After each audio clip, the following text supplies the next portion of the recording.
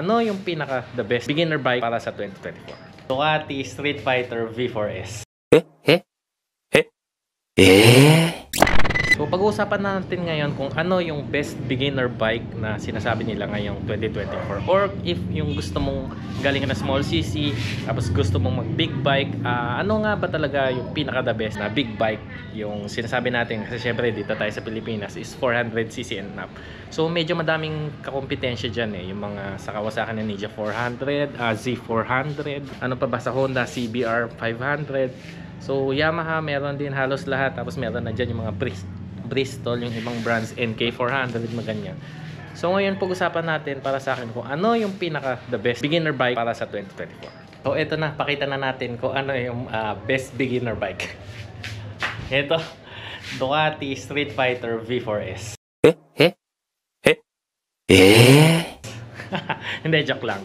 So ngayon pakita muna natin kung ano tong V4S. Engine specs, 1103cc Desmo Sedisi Stradale engine, 90 degrees crank, 208 horsepower at 12,750 rpm, 123 newton meters of torque at 11,000 rpm, 4 valves per cylinder, tapos yung tangke 16 liters. Suspension, Öhlins 43mm fully adjustable fork, electronic compression and rebound adjustment. Ganda nito, boy! Rear suspension, fully adjustable din na Öhlins, electronic compression and rebound adjustment din siya. So event based mode siya and aluminum single-sided swing arm. Front brakes, dalawang 330mm semi-floating disc, radially mounted Brembo, 4-piston caliper with Bosch cornering ABS. Sa likod naman, isang 245mm disc, 2-piston caliper and also with Bosch cornering ABS. Sa front wheel naman siya is, 3 spokes, forged aluminum alloy, ganun din sa likod. Gulong pala niya sa harap is 120/70 Pirelli Diablo Rossa Corsa 2. Sa likod naman 200/60 Pirelli Rossa Corsa 2. Features niya, riding mode, syempre power mode, cornering ABS, Ducati wheelie control, Ducati traction control, Ducati slide control, engine brake control, Ducati power lunge. Isa sa pinakagusto ko, quick shift and auto blip. Sana meron tayo dito sa CB, no? Tapos meron din siyang auto tire calibration.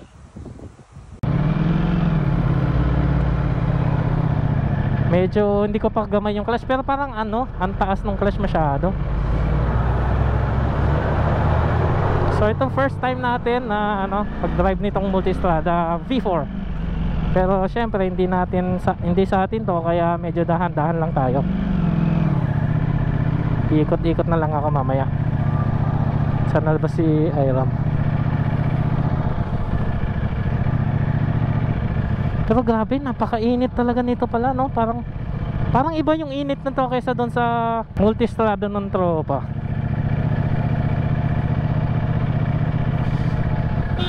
Sa kantaas ng clutch, konting piga mo. Dapat konting piga lang. Sanay ako ng sobrang lalim, kaya talagang pinipress ko yung clutch. Dito konting lang talaga konting piga mo lang, okay na.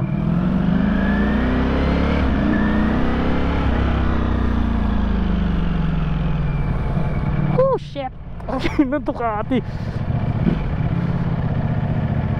Dati pala nag-EDSA na lang ako.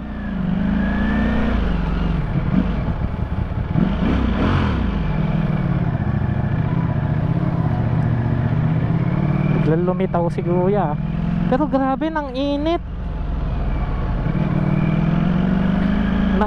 Yung aking legs.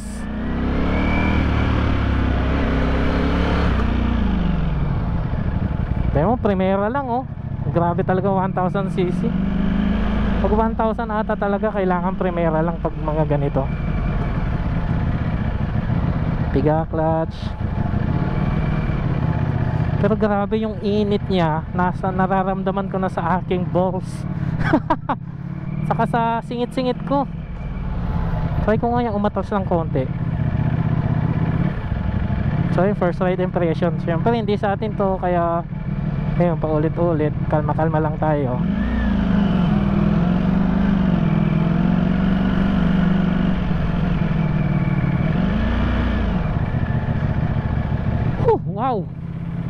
Mamaw.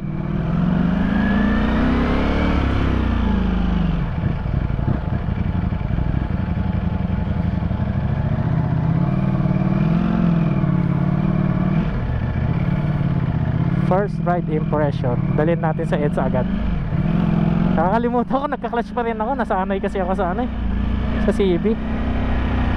Pero soon, lalagyan na rin natin ng quick shifter si CB.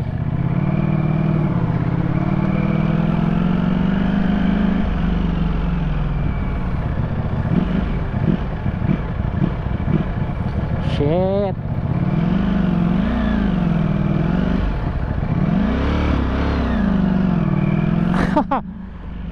Okay ba ang multistrada sa traffic? Hindi, hindi multistrada daw. So eto na naman tayo, ang kalaban ng Ducati, traffic. Grabe, napakainit talaga nito. Parang mali ako, dapat hindi ako nag-EDSA. Ay, why? Pero naka siya, yung pagka-naked nito, nakasubsob ako. Grabe ito Hindi mo talaga siya may enjoy pag traffic.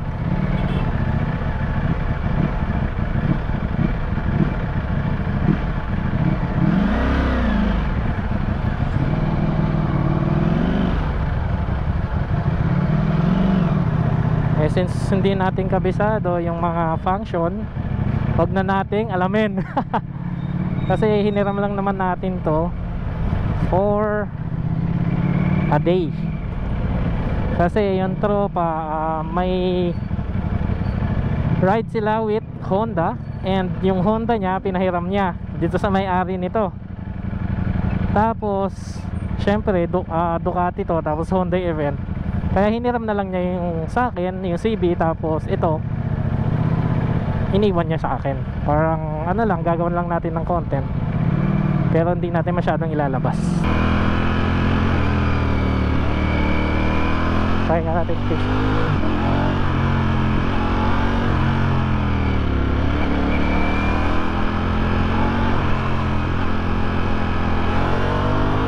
Grabe, mama. Holy shit. Wala pang masyadong 1/4 yung torque nun I mean yung tawag na dito, throttle. Fuck, ganun siya kamamaw. Anyway, nabigay ba natin ORCR and all?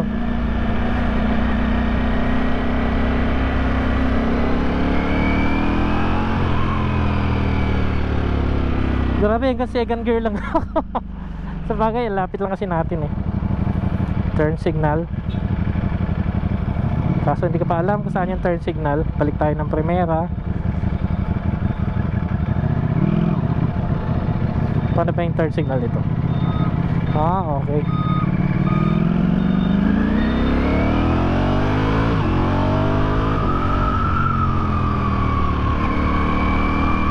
Okay, nawala yung init niya pag rumaratot.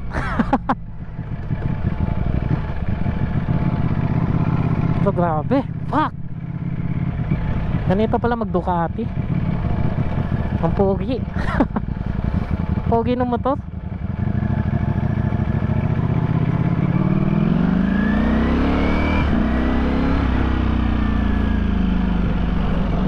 Wala akong masabi. Anyway, yun lang.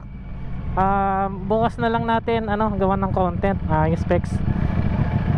Pero grabe, napakainit, yun lang masasabi ko dito, napakainit. Sheesh.